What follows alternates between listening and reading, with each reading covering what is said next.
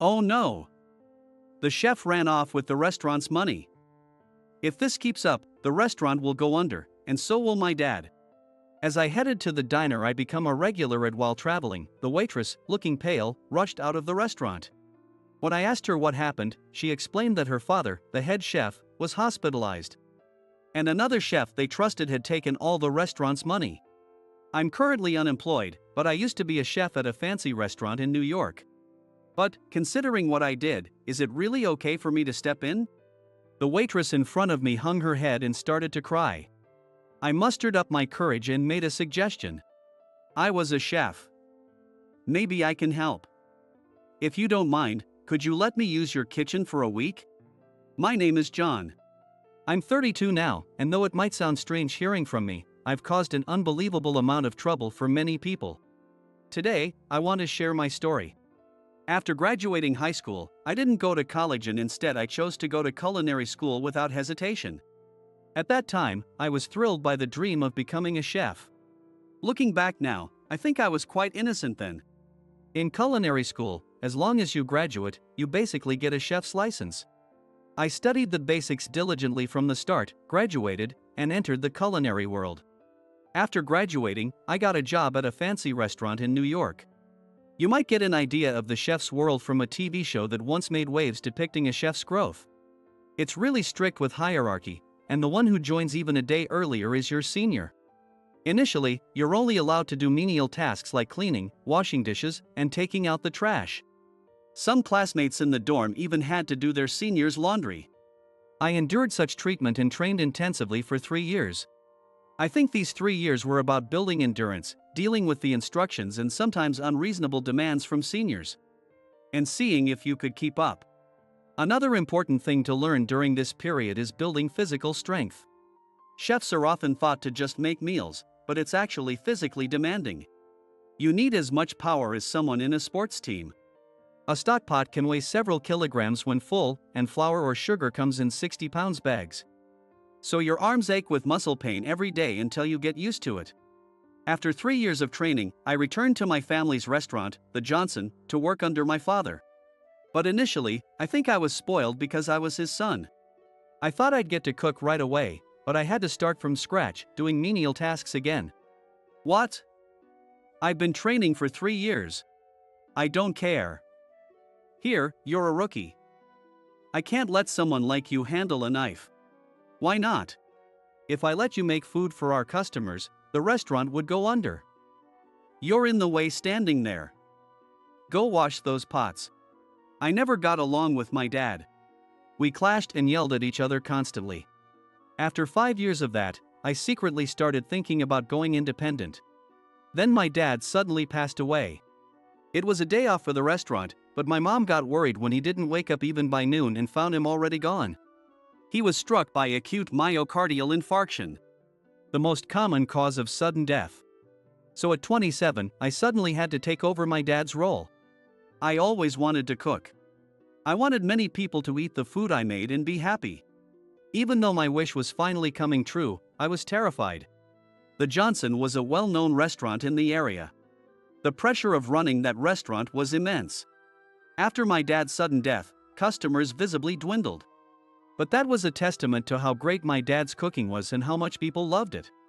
I realized how great my dad was only after he was gone. I was prepared to close the restaurant, but I remembered why I came back to this place and why I wanted to become a chef. So I decided to work like my life depended on it. I aimed to faithfully recreate my father's flavors and improve our service. I was the first to arrive in the morning and the last to leave at night. On my days off, I would go out to study the service and flavors of famous restaurants. Seeing me like this, the employees who were halfway considering closing the restaurant re-evaluated their attitudes toward work.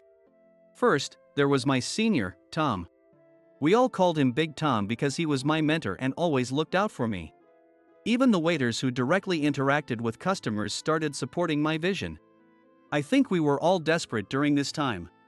Initially, people came to the restaurant because it was my father's place, but they began to spread the word about our hard work and service. And those people posted about us on social media. Thanks to that, the restaurant gradually became lively again. As the employees worked smoothly together, we eventually received the highest ratings for our food and service on social media.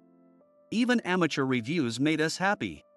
And then, without us even realizing it, our restaurant, the Johnson, was featured in the Michelin Guide. What's more, we received the highest rating of 3 stars. 1 star means a very good restaurant in its category. 2 stars mean excellent cooking, worth a detour. 3 stars mean exceptional cuisine, worth a special journey. Our restaurant was rated as a place worth traveling to just for the food. We received 3 stars on our first listing. This was unprecedented. I was on cloud 9. But receiving this rating made me completely arrogant. The 3 stars were a recognition of the restaurant, not of me personally. Yet, I got cocky and started yelling at the employees for being slow. Now, I understand. I see how arrogant and selfish I was. I was acting like a conceited fool. It's no wonder that people like Big Tom, who had to put up with my snide remarks, were unhappy. The camaraderie we had once shared began to dissipate, and I was constantly frustrated when things didn't go smoothly. Then one day, a decisive event occurred. During a lunch break, I raised my voice. That was the last straw for Big Tom. Enough is enough. You're just a second-generation owner. We helped because we appreciated your father, not you. What do you think you're doing? Big Tom? How dare you talk to us like that? You couldn't have done anything without us, right? You're just a rookie acting all high and mighty. Big Tom blurted out all at once and slammed a bottle of cooking oil on the floor. The bottle was the Johnson flavored oil. It was made by my grandfather, whom I respected greatly. The bottle shattered with a crash, spilling its contents on the floor. Grandpa's oil. At that moment, something snapped inside me, and before I knew it, I was grabbing Big Tom by the collar. Big Tom! Calm down. John, stop it. Calm down. Everyone immediately stepped in to stop us, and fortunately, Big Tom wasn't hurt. But at that moment, a freelance journalist named Mark, who had come to request an interview, saw everything. The incident quickly became news, and bad rumors spread like wildfire. Online news, social media, gossip among students and housewives. By the next day, reservations were canceled, customers stopped coming, and we were forced to close the restaurant. It was only then that I realized how foolish I had been and how much of a jerk I had become. I brought this on myself. After paying the employees their wages and severance pay up to that day, I left all the remaining procedures to the lawyer and left New York, eventually finding myself in my father's hometown of Vermont. This is the town where my grandfather lived as a cooking oil maker. Feeling nostalgic, I wandered aimlessly. I walked for about an hour. Eventually, hunger struck, and I turned into an alley where I spotted a building that looked like a diner. There was a sign hanging at the entrance, but it was too worn to read. As I approached, I caught a whiff of a wonderful aroma. Is this broth soup? The smell was nostalgic and clearly crafted with care. It smells just like the one my father used to make. Drawn in by the aroma, I stepped inside. Welcome! Inside, contrary to the exterior, stood a beautiful woman in pretty clothes. She looked to be in her late 20s, and her elegant, enchanting smile left me momentarily frozen. She quickly brought over water and a hand towel. What would you recommend? Well, everything is good, but how about the stew, a traditional dish of this region? Today's stew includes mountain vegetables and mushrooms. I'll have that, please. Certainly. The woman retreated to the kitchen. While waiting for the food, the aroma of the broth filled the room, almost bringing me to tears. Trying to hide my emotions, the food soon arrived. The meal was exceptional. The broth was highlighting the ingredients' natural flavors. The meat was tender, with condiments that complemented rather than overshadowed the aroma, and I finished the meal in no time. It was truly delicious, and I was thoroughly satisfied. Thank you for the meal. On my way out, I stayed at a hotel near the station that night. From that day on, I frequented the diner daily. It wasn't just the food, perhaps it was also to see the woman's bright smile. As I kept visiting, I learned more about her. Her name was Emily. She was the waitress of the diner Sagan, and I felt that many customers, like me, came to be healed by her smile. A week after arriving in Vermont, I decided to visit my grandfather's grave and the local cooking oil manufacturer. That day, there was a free tour, and many visitors were coming and going. Inside, there were large barrels as tall as me. Now, we will let you taste this special flavored oil. It has a mellow flavor that goes well with vegetable dishes and stews. As the artisan opened the barrel lid, a rich yet sharp aroma filled the air. Strangely, it wasn't unpleasant. I could see that they take care of the oil, and I saw pride in their faces. Their faces overlapped with those of my grandfather and father. As I was moved, I returned to the diner with a renewed heart. However, the taste of the food that day felt different. The kitchen wasn't visible from the seating area, so I couldn't see what was happening. Puzzled, I paid the bill without saying anything. In the end, I stayed in this town in Vermont for almost a month. During that time, I had plenty of moments to think and consider my future. I experienced the kindness of the people in this town, which made me reflect on my foolishness. Why did I do such things? I was filled with regret. It's about time to leave this place, I thought, but before leaving, I decided to stop by the diner one last time. At lunchtime, the busiest time of the day, I noticed that the sign was not out. Oh, is it a day off? As I was about to leave, thinking it couldn't be helped, Emily rushed out of the diner. Her face was pale, and she looked very distressed. I couldn't move and just stared at Emily. Then our eyes met. Oh, sir. What's going on? You seem quite flustered. Well, if you don't mind, please tell me what's happened. I may not be much help, but... After a moment of hesitation, Emily invited me into the diner. She brought me some water, and after we sat down, she began to explain the situation. Actually, my father, the owner and chef, has been hospitalized with a heart condition. Oh, I'm sorry to hear that. I thought it must be tough, but surely there were other chefs. There is more than one chef. My father left the restaurant to his friend, Steve, but Steve has. What happened? Of all things, he ran off with the diner's money. What? Have you contacted the police? Embezzling the restaurant's earnings is a serious crime. It could be prosecuted under embezzlement and theft laws. Even if she didn't want to make it a criminal case, she could still fight it in civil court. However, Emily shook her head silently. I need to pay the hospital bills next week. There are also other expenses. I don't know what to do. Seeing Emily in despair, I frowned. When we found out about my father's hospitalization, we considered closing the diner. But Steve said, "Don't worry about the restaurant. Just focus on your treatment. Leave everything to me." My father completely trusted his words because Steve said, "You've done so much for me, now it's my turn to help you." How heartbreaking. I can't cook like my father.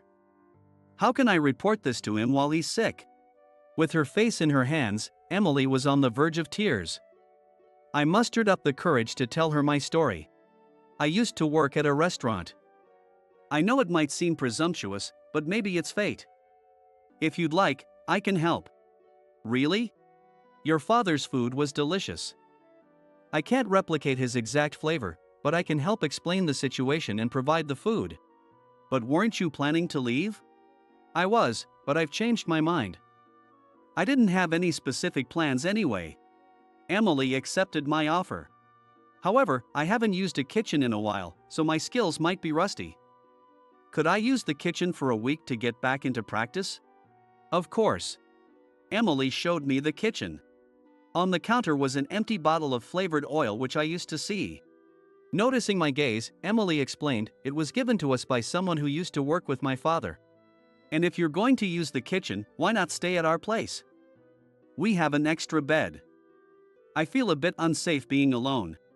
I thought it might still be unsafe with me there, but she added, "Steve might come back." I wouldn't insist otherwise. Just until my father returns. I understood her reasoning. Considering the cost of the hotel, I hesitantly agreed. A week later, I prepared omelette, stew, and grilled chicken as on the menu. In addition to the wild vegetable and stewed dishes that were originally on the menu, I also added some new dishes. The vegetables from this region are exceptionally delicious, and I believe it will highlight the dishes. I wanted our customers to enjoy this as well. This menu was created with that wish in mind. The wild vegetables were harvested from the nearby hills and the eggs were bought cheaply from a local poultry farm since the sizes were non-standard.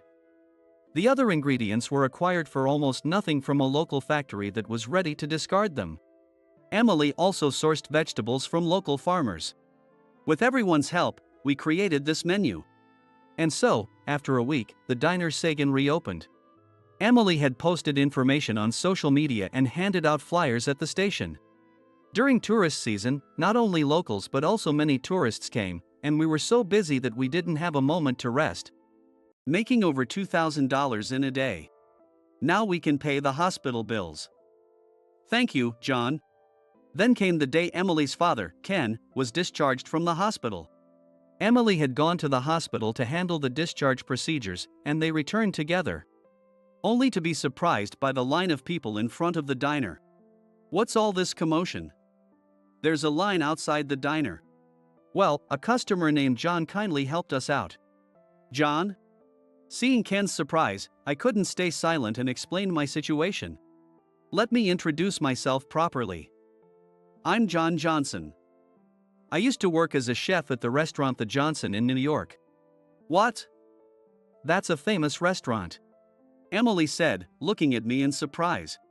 The Johnson flavored oil you used in the kitchen was made by my late grandfather. I see. I thought the name sounded familiar. You must be Michael's son. Michael was my father's name. Michael and I worked together at the restaurant Smith. He was my senior and looked after me. He was an amazing chef. Yes. When I finished my training and told him I was returning to Vermont, he gave me that flavored oil as a farewell gift. I was a big fan of it. And I believe it's what kept our diner going. I love my grandfather's flavored oil too. Indeed. So, I have a request for you. Ken straightened up and took a formal posture. I followed suit and straightened my back. Would you stay here and help my daughter run the diner? I thought for a moment but gladly accepted his request. Since Ken was not fully recovered, he took charge of making small dishes. The carefully mixed eggs created a perfectly fluffy omelet that quickly became popular. Enjoy the omelet as it is and then use the flavored oil to get a different flavor. Also, try adding the oil to the stew. The aroma will fill your mouth. I explained the recommended ways to eat to the customers. When the flavors complement each other, the possibilities are endless. Thanks to this kind of service, more customers kept coming. One day before opening, a familiar face came to the diner. Sorry, we're not open yet. Oh. It was the freelance journalist, Mark. Well, John. Long time no see. Oh well. Do you remember me? After that incident, I wondered where you'd gone, and here you are. His smile was still creepy. What do you want? I don't know about his past, but John is now doing his best to run this diner. If you're here to cause trouble, please leave. Oh. You don't know what he did? It's impossible not to know about such a famous restaurant as the Johnson. Fights among chefs are common in this industry. Emily firmly stated, trying to drive Mark away. You're as bold as ever, miss. Who are you? A new figure appeared. From Emily's reaction, I realized this man was Steve, the one who had stolen the diner's money. What are you doing here? I want revenge on Ken. On my father? When I told this journalist, he agreed to help me. That's why here I am. It seemed Steve and Mark had teamed up to get revenge on Ken. Steve. Hey, Ken. You look well. I am disappointed in you. What do you want from me? Ken came out from the back, still addressing Steve politely. Ha, you're always the nice guy. Unlike me, you're popular. I hated you since our days at Smith. I should have been more skilled. But everyone favored you. It was unbearable, even Michael favored you. Steve's shout struck a chord with me. Then, I got hooked on gambling, fell into debt, and stole from the diner. I took the money that day, and no one should have noticed. How did they find out? Apparently, Steve had been stealing even when he worked at Smith. You ratted me out to the owner back then, didn't you? I got fired because of you. Traitor. Blaming others for his crimes, what a piece of work. I might be a jerk, but Steve is on another level. What? I didn't do anything. Liar. It's not a lie. Yes, it is. Once again, Mark interrupted the conversation. His creepy smile made his enjoyment of the situation even more unsettling. I was the one who told the owner. What? You weren't on my side?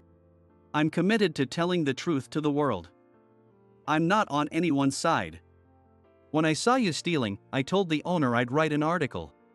He said it wouldn't be worth a penny and discreetly fired you to avoid a scandal. He told the staff you left due to health reasons. What? Steve must have been tempted by something. The Steve I know wouldn't do such a thing, right?